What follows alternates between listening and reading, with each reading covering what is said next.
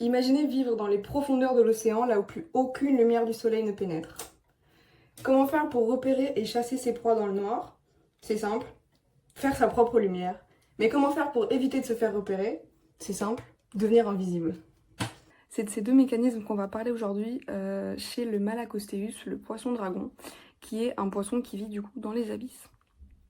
Comme je l'ai dit, il produit sa propre lumière, ça s'appelle la bioluminescence. En fait, c'est une réaction chimique entre la luciférine et de la luciférase qui va libérer un photon et donc faire de la lumière. Il y a beaucoup d'organismes marins et terrestres qui font de la bioluminescence, qui est dans des longueurs d'onde de 400-500 nanomètres, qui est donc bleu. Mais ce qui est particulier chez le Malacostéus, c'est qu'il fait de la bioluminescence rouge à 700 nanomètres. Et donc, les organismes marins n'ont pas de photorécepteurs qui reconnaissent la lumière rouge, et le Malacostéus peut donc chasser avec une longueur d'onde que seulement lui reconnaît, parce que lui a un pigment spécialisé pour la lumière rouge.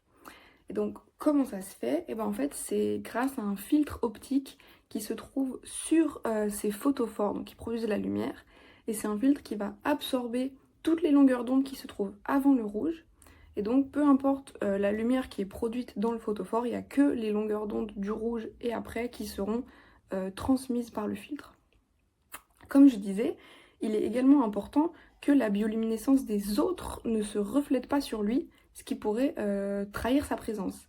Et donc pour ça, le poisson dragon a une peau super noire qui va absorber toute la lumière, car en effet, au plus un matériau est noir, au plus sa réflectance sera faible.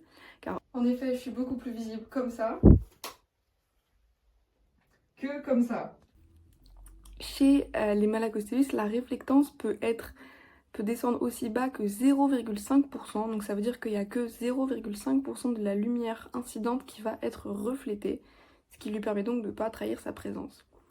Comment c'est possible d'avoir une réflectance aussi faible? Et bien en fait c'est grâce à une couche de mélanosomes qui se situe sous sa peau. Donc des mélanosomes, ce sont des cellules qui contiennent la mélanine, qui est un pigment qui va absorber la lumière.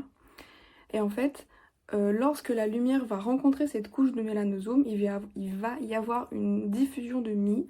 Donc c'est ce qui se passe lorsqu'il y a interaction entre de la lumière et une particule dont la taille est équivalente à la longueur d'onde de la lumière. C'est exactement ce qui se passe ici. Et donc cette diffusion de mie va diffuser la lumière dans toutes les directions, ce qui va la faire rebondir de mélanosome en mélanosome. Et à chaque fois, en augmentant donc le chemin optique de l'onde, et on a vu avec la loi de Beer-Lambert que l'absorbance est directement liée au chemin optique.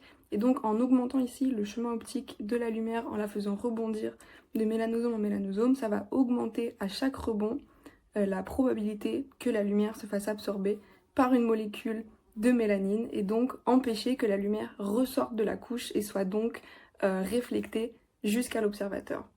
Voilà, et voici mon haïku.